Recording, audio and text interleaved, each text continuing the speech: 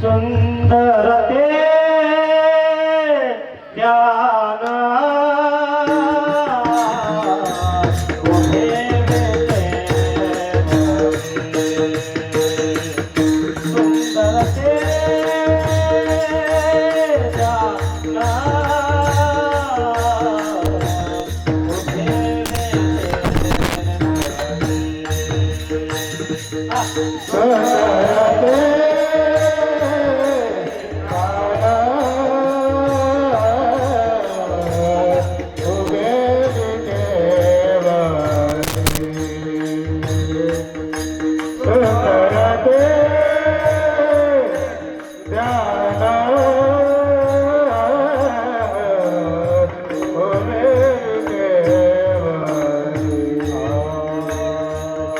सुंदर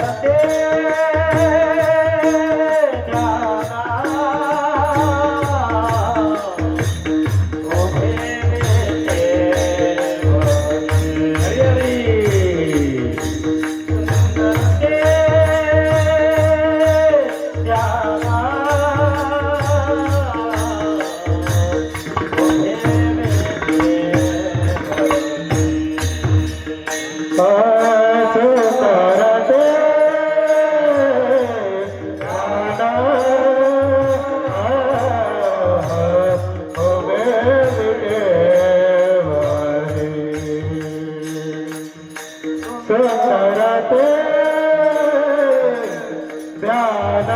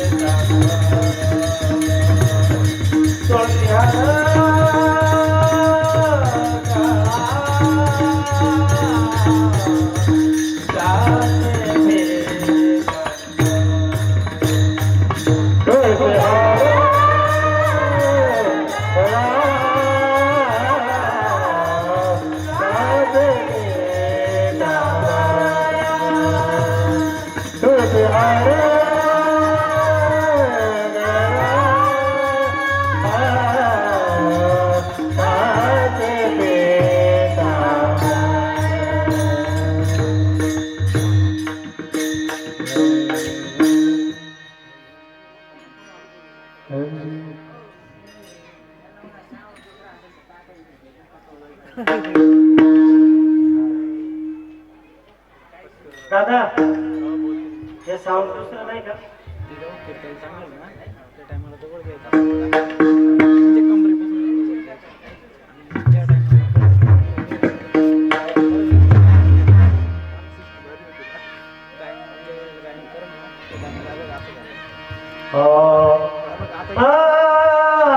तुका म्हणे माझे येते तुका म्हणे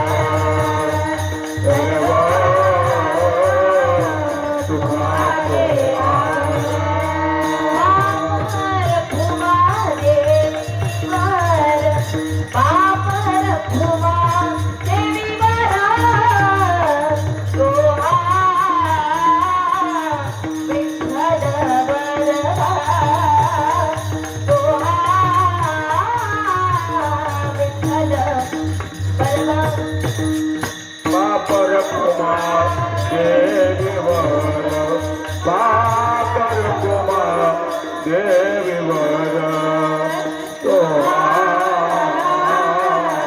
विठ्ठल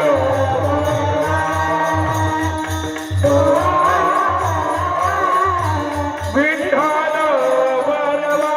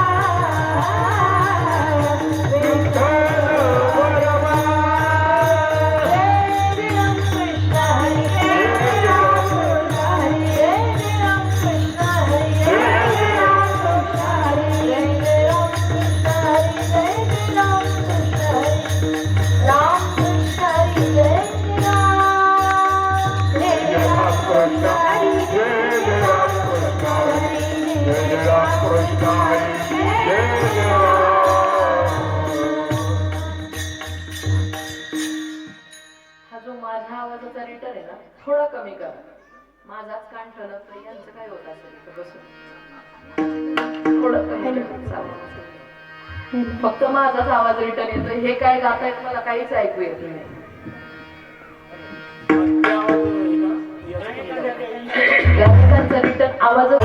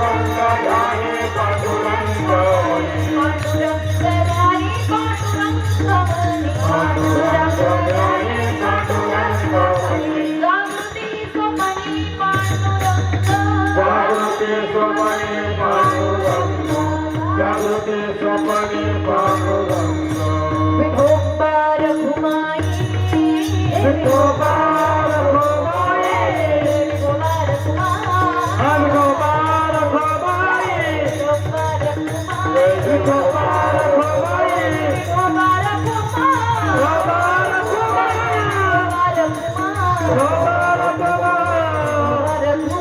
गोपाल कुमार गोपाल गोबाई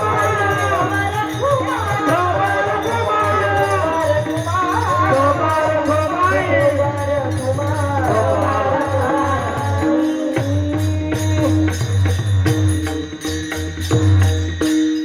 मुक्ताताई तेजश्रीताई चाल म्हणतील नाही आता अनेक दुसरे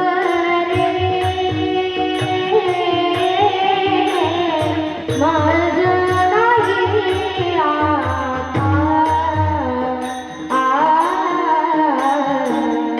अनेक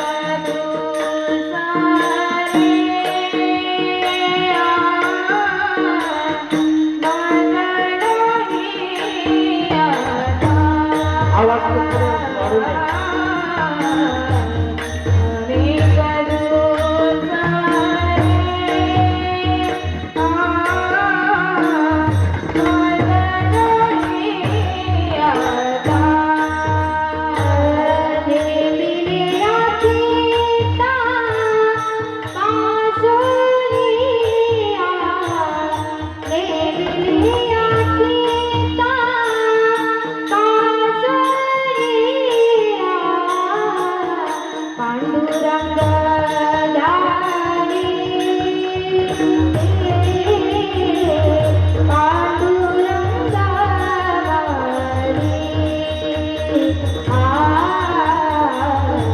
पांडुरंग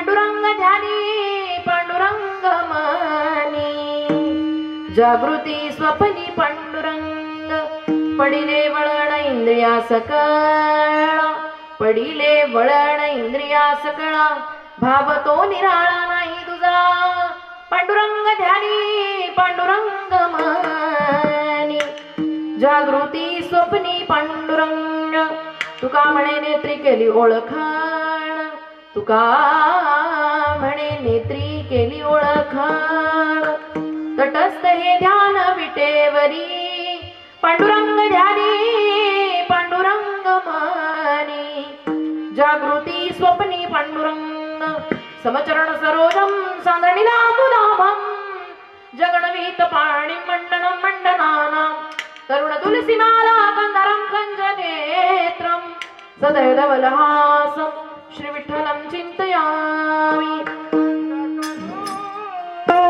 प्रथम नमन पांडुरंग करू प्रथम नमन पांडुरंग करू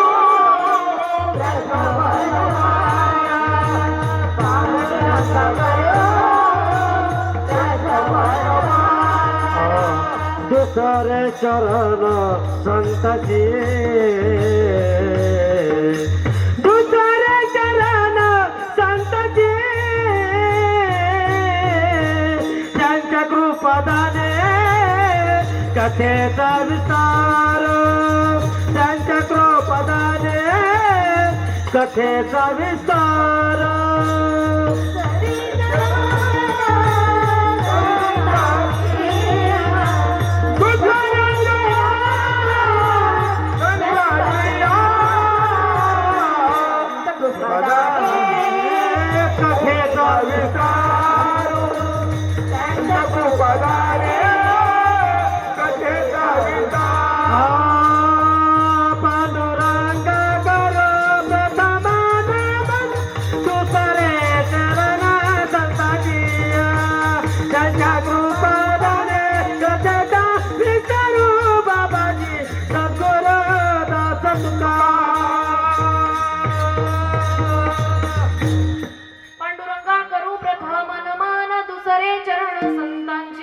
त्यांच्या कृपादाने कथेचा विस्तारू बाबाजी सद्गुरुदास तुकाराम धामेरी मातू पिता मेरा घनश्याम इन दोनों के चरणों में मेरा बारंबार प्रणाम श्रीपादनाथम गुरुराज वैद्यम मुक्षुनाम ज्ञानदानैक्य दक्षम श्री घोटी क्षेत्र निवासिनम तम नमामि वेदविंदाम वरिष्ठम सद्गुरुनाथ भगवान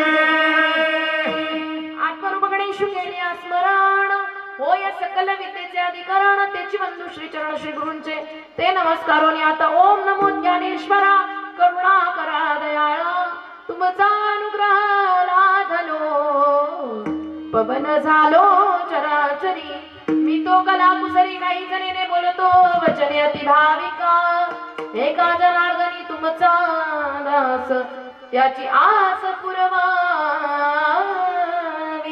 मस्तक हे पायावरी या बालकरी संतांच्या विठ्ठला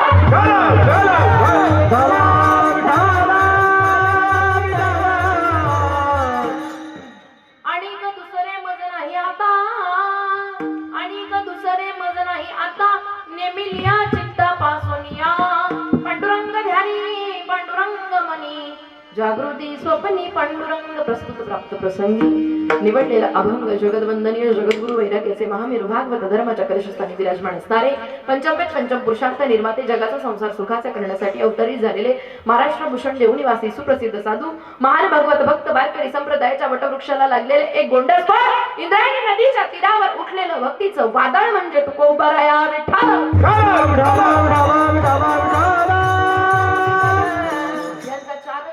अभंग तुम्हा दोन चरणांच्या संत माईबापांच्या सेवेसाठी सेवेला सुरुवात करण्यापूर्वी थोडासा पर्याय द्यायचा तो म्हणजे असा चालू असणारा हा वैष्णवांचा मेळावा आणि या वैष्णवांच्या मेळाव्याला 19व्या वर्षामध्ये पदार्पण करत असताना दुसऱ्या दिवसाचं कीर्तन रूपी पुष्प माझ्यासारख्या लेकराच्या वाट्याला आलं.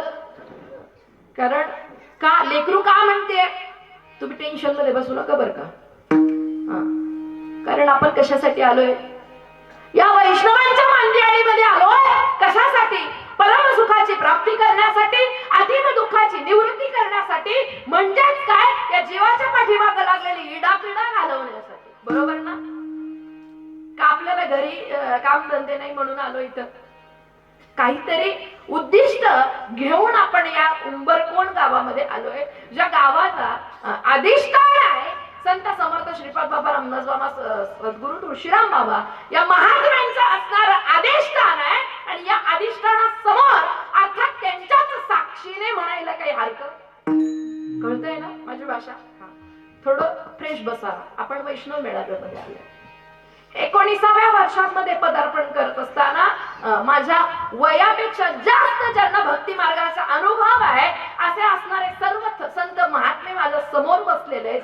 म्हणून म्हटलं हे दुसऱ्या दिवसाचं कीर्तनरूपी पुष्प माझ्यासारख्या लेकराच्या वाट्याला आलं आणि तुम्हा साधू संतांचं दर्शन झालं. धन्याजी दीन संत दर्शनाचा, धन्याजी दीन संत दर्शनाचा, धन्य आज गेला संत दर्शनाचा, धन्य आज गेला संत दर्शनाचा.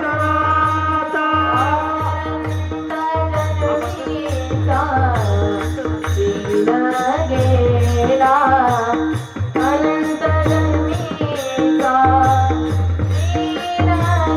गेला मग वाटिका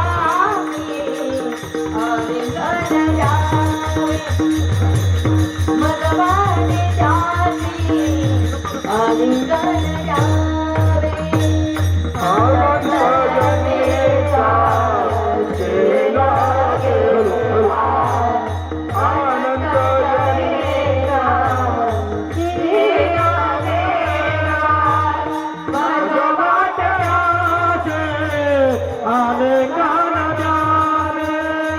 मग वाटिका आलिंगन जावे.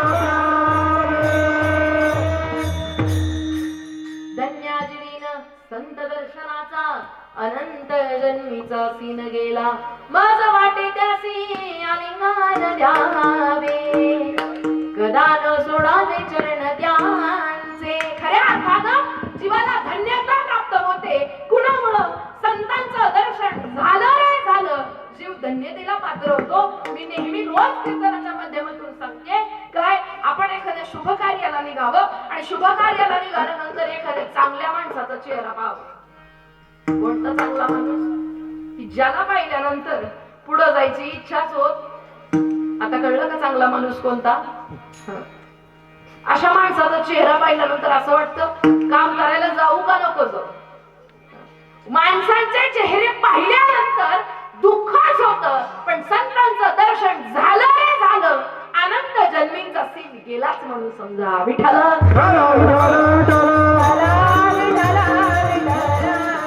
खऱ्या अर्थानं त्या संत दर्शनाच्या ओढीने, संत दर्शनाच्या भेटीच्या अंतरंगामध्ये असणाऱ्या इच्छेने होत असणारा वैष्णव मेळावा. आता वैष्णव मेळाव्याची व्याख्या जर सांगायची झाली तर संत श्रीपाद बाबांच्या अंतःकरणातला हेतू काय होता बरं वैष्णव मेळाव्याचा? माझ्या माई माऊली असतील त्यांना 8 दिवस एखाद्या सप्ताहाला जाणं शक्य होऊ शकत नाही, 5 दिवस जाता येणार शक्य नाहीये. मग 8 दिवसाच्या कालावधीमध्ये जे काही होऊ शकतं ना ते आपण 3 दिवसाच्या कालावधीमध्ये, 1.5 दिवसाच्या कालावधीमध्ये, 2.5 दिवसाच्या कालावधीमध्ये हा परम सुखाचा आनंद घेता यावा म्हणून केलेली ही संकल्पना माझ्या महात्म्याची. संत समर्थ श्रीपाद बाबांनी पहिले शेतकरी, टाळी वाजवा टाळी, शेतकरी मेळावे असायचे, असे अनेक मेळावे असायचे, पण हा वैष्णवांचा मेळावा घालण्याची जी संकल्पना आहे की तुम्हाला आम्हाला लाभलेल्या त्या थोर अशा महात्म्याचे केवढे उपकार आहेत. वैष्णव मेळावा कशासाठी हो? आपलं अजून थोडं सांगू का? मेळावा म्हणजे मेळ घालणं. कशाचा? फक्त चपाती भाजी वरण भाताचं का? आपल्या अंतःकरणातला असणारा अवमेळ दूर करणं, वैष्णवांच्या सानिध्यात जाऊन भगवान परमात्म्याशी परमात्म्याशी नाते जोडून घेणं या नाव वैष्णव मेळावा. विठ्ठल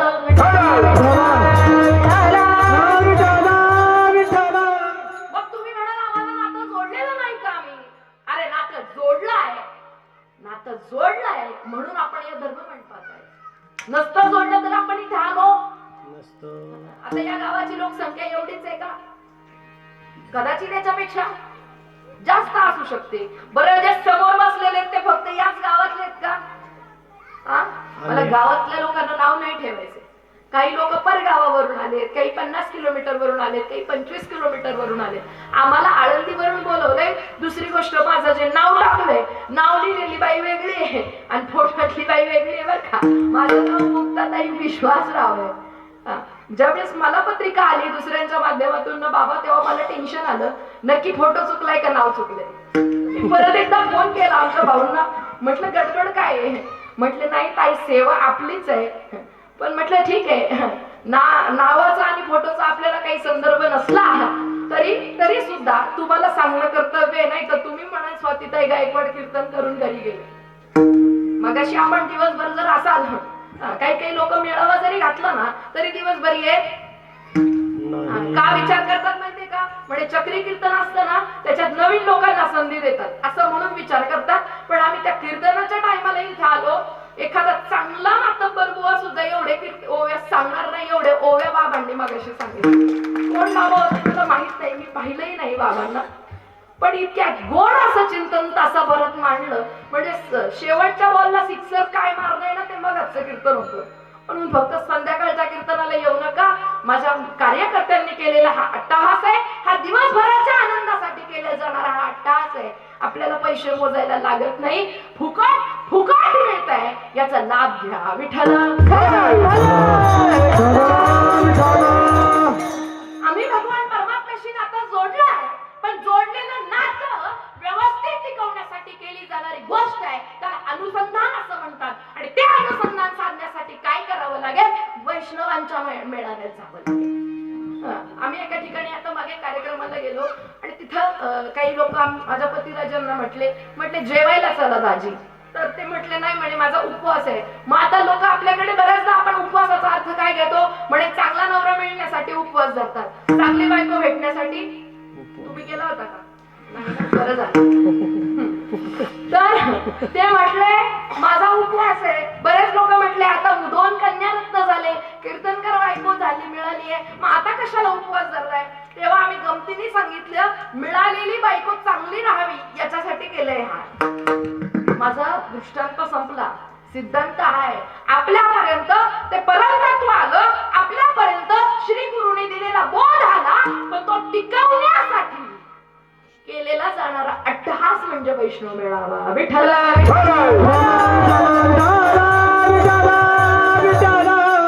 नाही तर गोष्ट मिळाली आहे ती लाख मोलाची आहे, पण ती किती टिकवली आहे हे जास्त महत्वाचं आहे. इथं स्वर्गीचे आम्हाने इच्छित आती देवा, मृत्यूलोकी व्हावा जन्म आम्हा, मृत्यूलोकामध्ये जन्म व्हावा हे स्वर्गीच्या अमर लोकांची इच्छा आहे. का या मृत्यूलोकामध्ये काय आहे तर भगवान परमात्म्याचं भजन करता येतं आणि हे ज्ञान नाही कोठे दुसऱ्या ठिकाणी हे नाही आहे. मग इथंच हे ज्ञान आहे आणि या ज्ञानाची जर ओळख ज्ञान मिळालं आणि मिळाल्यानंतर ते जर पचलं नाही, जसं वाघिणीचं दूध साठवण्यासाठी सोन्याचं भांड लागतं, सोन्याचं भांड ऐपत नसताना पण तयार केलं आणि वाघिणीचं दूध घेता घेताच ते सोन्याचं भांड सुद्धा व्हायला जाईल ना. सोन्याचं भांड सुद्धा पैसे व्हायला आणि वाघिणीचं दूध सुद्धा हे व्हायला जाऊ नये. मिळून जर नाही कळालं तर त्याच्या एवढं आभारी कोणी नाही. विठ्ठल